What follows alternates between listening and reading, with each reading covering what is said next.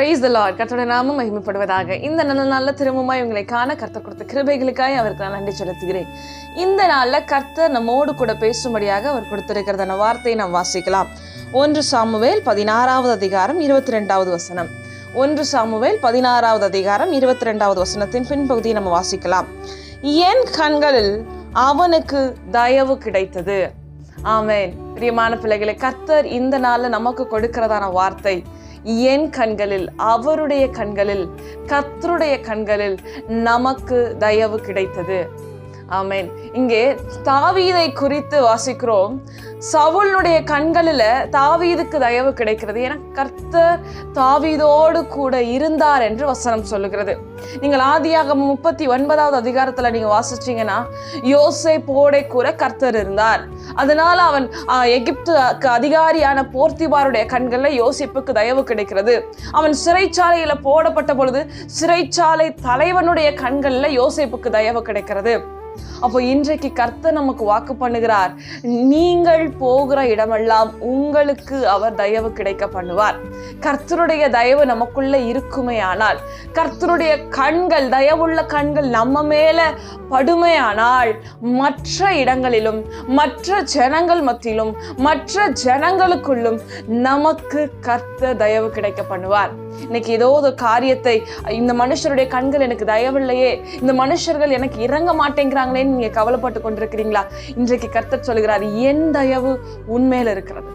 அதனால கண்டிப்பா மனுஷர்கள் மத்தியிலும் கர்த்தர் என்ன செய்வார்? உங்களுக்கு தயவு கிடைக்க பண்ணுவார். உங்கள் வேலை ஸ்தலங்கள்ல, உங்க குடும்பத்துல, உங்களை சுற்றிலும் இருக்கிற ஜனங்கள் மத்தியில, உங்கள் படிக்கிற நீங்கள் கல்லூரிகளில, பள்ளிகளில கர்த்தர் உங்களுக்கு தயவு கிடைக்க பண்ணுவார்.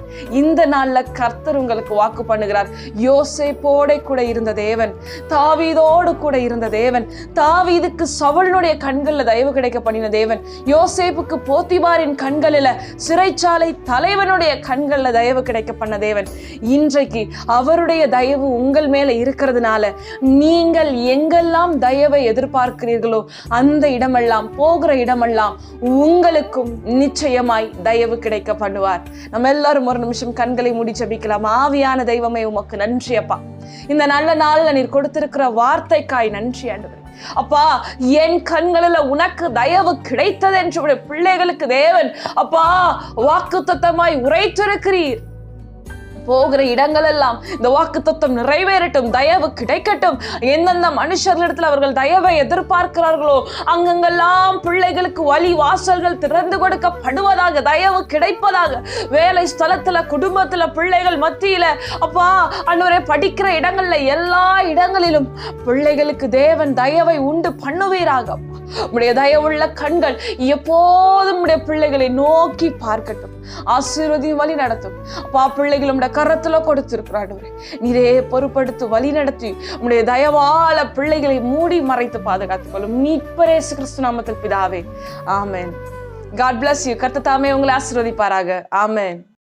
கரங்கள் பிடித்தவரே கைவிட்டு விடுவீரோ, கரங்கள் பிடித்தவரே கைவிட்டு விடுவீரோ, இதுவரை நடத்தி வந்த எபினேசர் நீர்தானையா, இதுவரை நடத்தி வந்த எபினேசர் நீர்தானையா, சித்தம் செய்யணுமே செய்து